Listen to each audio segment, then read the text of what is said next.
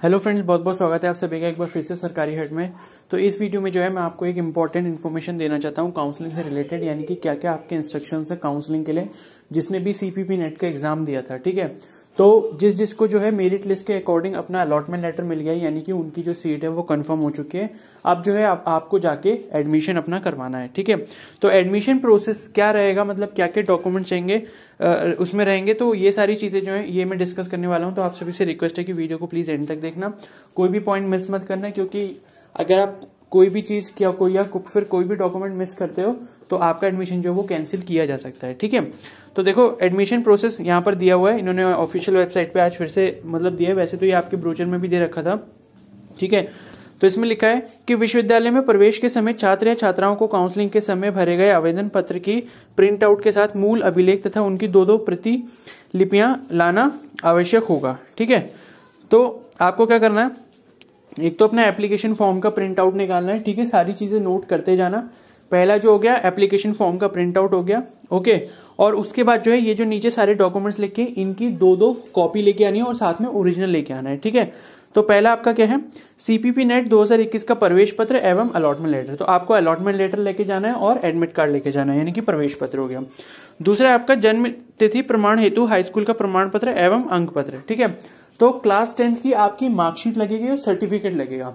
अब कुछ स्टूडेंट्स ये पूछेंगे कि भाई सर्टिफिकेट क्या होता है, यानी कि पासिंग सर्टिफिकेट जो होता है वो क्या होता है। अगर देखो आपको अपनी मार्कशीट देखनी पड़ेगी, अगर आपको स्कूल से नहीं मिला है तो आप स्कूल में जाके ले सकते हो अपना पासिंग सर्टिफिकेट। और अगर वो बोल रहे हैं कि वह पासिंग सर्टिफिकेट आपका नहीं आता है तो आपकी मार्कशीट के ऊपर लिखा होगा मार्कशीट कम सर्टिफिकेट, इस तरीके से ऊपर हेडलाइन एक लिखी होगी, तो वो एक बार अच्छे से चेक कर लेना अगर आपके पास पासिंग सर्टिफिकेट नहीं है और स्कूल वालों ने भी आपको नहीं दिया है। ठीक है, सीबीएसई बोर्ड के केस में क्या होता है, पासिंग सर्टिफिकेट अलग से आपको दिया जाता है। उसके बाद तीसरी चीज है इंटरमीडिएट की परीक्षा उत्तीर्ण होने का प्रमाण पत्र एवं अंक पत्र। सेम वही चीज, यानी कि क्लास 12th का आपको क्या चाहिए होगा, मार्कशीट चाहिए होगी, क्लास 12th का पासिंग सर्टिफिकेट। जिसने भी इस साल मतलब क्लास 12th अपना पास आउट किया है तो हो सकता है उनको अभी तक जो है अपना पासिंग सर्टिफिकेट नहीं मिला होगा।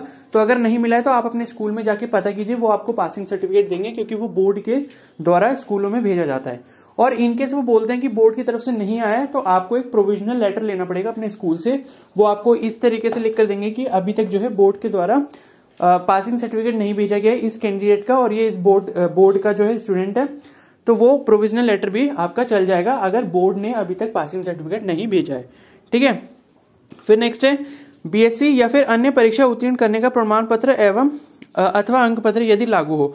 ठीक है, या अगर आपने मतलब बीएससी वगैरह ज्वाइन कर रखा था पहले से, या फिर बीएससी आपने पास आउट कर लिया है, तो अगर आपने वो किया है तो उसका भी जो है आप अपनी मार्कशीट लगा सकते हो।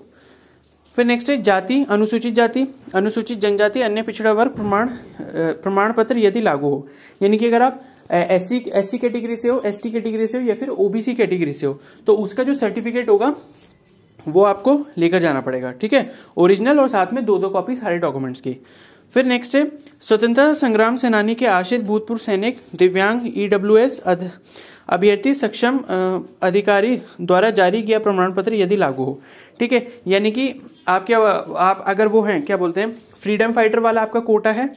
ठीक है, और आपका जो भूतपूर्व सैनिक यानी कि एक्स आर्मी सर्विसमैन वाला अगर आपने कोटा लगाया था, दिव्यांग यानी कि पीएच कोटा या फिर पीडब्ल्यूडी कोटा अगर आपने लगाया, या फिर ईडब्ल्यूएस कोटा लगाया, तो जो भी इनमें से आपने कोटा लगाया था, जो आपके एप्लीकेशन फॉर्म और एडमिट कार्ड में लिखा होगा, वो आपको उसका सर्टिफिकेट लेकर जाना पड़ेगा, ओरिजिनल और उसकी दो कॉपी। ठीक है, फिर सातवां है उत्तर प्रदेश में निवास का प्रमाण पत्र यदि लागू। अगर आप यूपी से हैं तो आपको यूपी का डोमिसाइल लेकर जाना है। ठीक है, फिर नेक्स्ट है आठवां चरित्र प्रमाण पत्र। चरित्र प्रमाण पत्र का मतलब होता है कैरेक्टर सर्टिफिकेट, और ये आपको अपने स्कूल से मिलेगा अगर आप स्कूल अभी पास आउट कराए। अगर आप किसी कॉलेज में थे, जैसे बीएससी बीए ये सब कुछ कर रहे थे, तो आपको कॉलेज से मिलेगा कैरेक्टर सर्टिफिकेट। ठीक है, फिर नेक्स्ट है स्थानांतरण अथवा माइग्रेशन प्रमाण पत्र। यानी कि स्थानांतरण का मतलब होता है ट्रांसफर सर्टिफिकेट और आपका माइग्रेशन सर्टिफिकेट। ये दो डॉक्यूमेंट जो है ये भी आपको स्कूल या फिर जो आपका कॉलेज है वो आपको वहां से मिलेंगे। ठीक है, क्योंकि अब देखो यहां पर ये सही है कि आपको जो सीट अलॉट हो चुकी है, आपको पहले से पता है कि भाई मुझे इस कोर्स में सीट अलॉट हुई है, तो अगर आप एडमिशन लेने जा रहे हो तो ये सारे डॉक्यूमेंट्स आप अपने स्कूल या कॉलेज से अरेंज करके लेके जाओगे। ठीक है, फिर नेक्स्ट है ₹10 के नॉन जुडिशियल स्टैम्प पेपर पर रैगिंग न करने संबंधी शपथ पत्र छात्र द्वारा। ठीक है। तो ये 10 रुपए के स्टैम्प पेपर पे जो है आपको एंटी रैगिंग एक सर्टिफिकेट बनवाना पड़ेगा। ये आपको कहीं पे भी मतलब जो आपका क्या बोलते हैं, जहाँ पे रजिस्ट्री वगैरह की जाती है वहां से आपका ये बन जाएगा, ठीक है, वहां से आप बनवा लेना। फिर दूसरा है ₹10 के नॉन जुडिशियल स्टैम्प पेपर पर छात्र द्वारा रैगिंग न करने के संबंधी शपथ पत्र माता अथवा पिता द्वारा, ठीक है। तो एक तो जो है आपको डिक्लेरेशन देना पड़ेगा एंटी रैगिंग का अपनी तरफ से, जिसमें आप अपने साइन करोगे, आपका नाम लिखा जाएगा, और एक जो है आपके पेरेंट्स यानी कि मम्मी और जो पापा हैं वो आपका डिक्लेरेशन देंगे, या तो मम्मी दे सकते हैं या फिर पापा दे सकते हैं, ठीक है। तो कोई भी उस पर साइन कर देगा, गार्जियन की तरफ से एक डिक्लेरेशन होगा एंटी रैगिंग का। फिर नेक्स्ट है आधार कार्ड की फोटो प्रतिलिपि, यानी कि फोटो कॉपी लेके जानी है, आधार कार्ड की ओरिजिनल भी लेके जाना, ठीक है।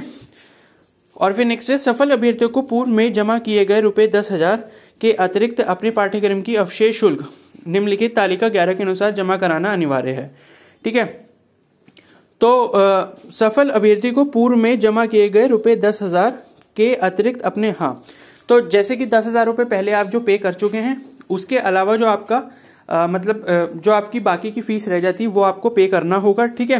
पूर्ण शुल्क जमा न किए जाने पर प्रवेश निरस्त किया जा सकता है। तो अगर आपने पहले जो यानी कि जो 10,000 वाला अमाउंट है वो पे नहीं करा है तो आपका जो है एडमिशन कैंसिल किया जा सकता है, ठीक है। तो ये चीज ध्यान रखना, जो 10,000 वो पे करने हैं वो आप कर देना।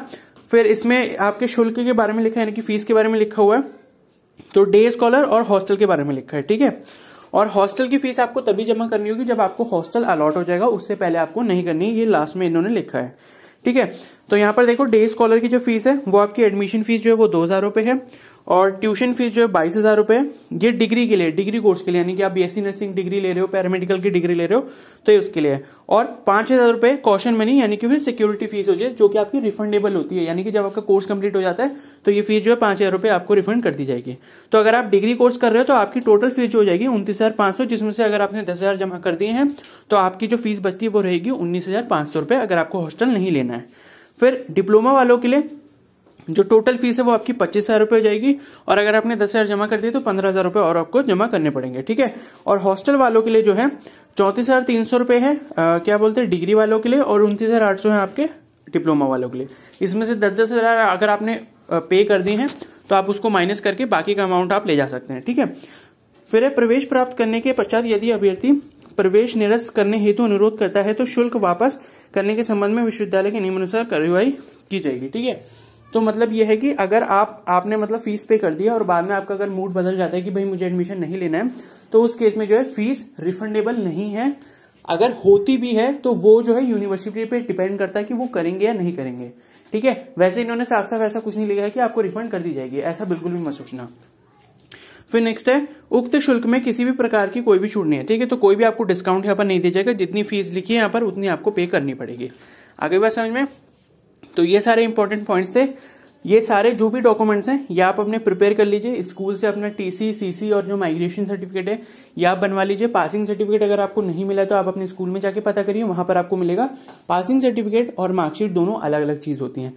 कुछ बोर्ड्स क्या करते हैं, सर्टिफिकेट के ऊपर ही लिख देते हैं कि यही सर्टिफिकेट है और यही मार्कशीट है, तो उसमें इस तरीके की आपकी हेडलाइन पड़ी होगी ऊपर, सर्टिफिकेट कम पासिंग सर्टिफिकेट कम मार्कशीट, या फिर मार्कशीट कम सर्टिफिकेट, इस तरीके का कुछ ऊपर लिखा होता है, ठीक है। जैसे कोई भी बोर्ड हो सकता है, जैसे अगर आप यूपी बोर्ड से या फिर किसी और बोर्ड से, तो अगर उसमें ऐसा लिखा है तो आपको पासिंग सर्टिफिकेट जो है अलग से नहीं लेकर जाना पड़ेगा, ठीक है। सीबीएसई बोर्ड के केस में क्या होता है, 10th और 12th में दोनों ही अलग अलग आते हैं। आगे बस समझ में। तो ये हो गए, और बाकी जो भी आपके मतलब कैटेगरी या फिर जो भी आपने कोटा लगाया है उसके सर्टिफिकेट लगे जाने हैं, जैसे ईडब्ल्यूएस का हो गया, ओबीसी हो गया, एससी हो गया, एसटी हो गया, freedom fighter, ex army serviceman, PH quota, ठीक है। ये सारे आपके कोटास हैं और आपकी कैटेगरीज हैं, तो उनमें अगर आप आते हैं वो एप्लीकेशन फॉर्म में अगर आपने फिल करा था तो वो आपको लेकर जाना पड़ेगा। आगे बात समझ में। और सारी ही चीजों की जो है, और फोटोज ले जाना। फोटो देखो यहाँ पर नहीं लिखा है, लेकिन मैं आपसे बोलूंगा कम से कम जो है 5 अपने पासपोर्ट साइज फोटोग्राफ जरूर लेकर जाना, वहां पर चाहिए होंगे। इन्होंने लिखा नहीं है यहाँ पर, लेकिन फिर भी आप लेकर जाना, ठीक है। और जितने भी डॉक्यूमेंट्स हैं उनकी 2-2 जो है आप फोटोकॉपी करा लेना। तो ये क्योंकि इन्होंने पहले ही लिख रखा है कि 2-2 जो है प्रतिलिपियां लाना आवश्यक होगा, यानी कि बहुत जरूरी है कि 2-2 जो है आप इसकी कॉपी कराकर लेकर जाए, ठीक है। और जिनका अलॉटमेंट लेटर नहीं आया है, इसका मतलब है कि उनको मेरिट लिस्ट के अकॉर्डिंग जो भी उन्होंने प्रेफरेंसेस फिल करे थे उसके अकॉर्डिंग जो है उनको सीट नहीं मिली है। आगे बात समझ में। क्योंकि सीट्स वैसी कम है तो सारी सीट्स फुल हो गई हैं ऑलरेडी, और अगर कोई एडमिशन छोड़ेगा तो उसके बाद जो है सेकंड काउंसलिंग में दूसरे बच्चों को मौका मिल सकता है जिनको पहले राउंड में नहीं मिला है। आगे बात समझ में। तो ये सारी इंपॉर्टेंट चीजें थी, ये सारा मैंने आपसे एडमिशन प्रोसेस डिस्कस कर लिया। और भी कोई डाउट होता है तो आप मुझे कमेंट सेक्शन में बता सकते हैं, ठीक है। तो आई होप आपको वीडियो हेल्पफुल लगी होगी। अगर ये वीडियो हेल्पफुल लगी तो प्लीज को लाइक करें, शेयर करें, चैनल पर नए तो सब्सक्राइब कर सकते हो, बेल आइकन को प्रेस कर लीजिए। Okay, so thank you and have a nice day.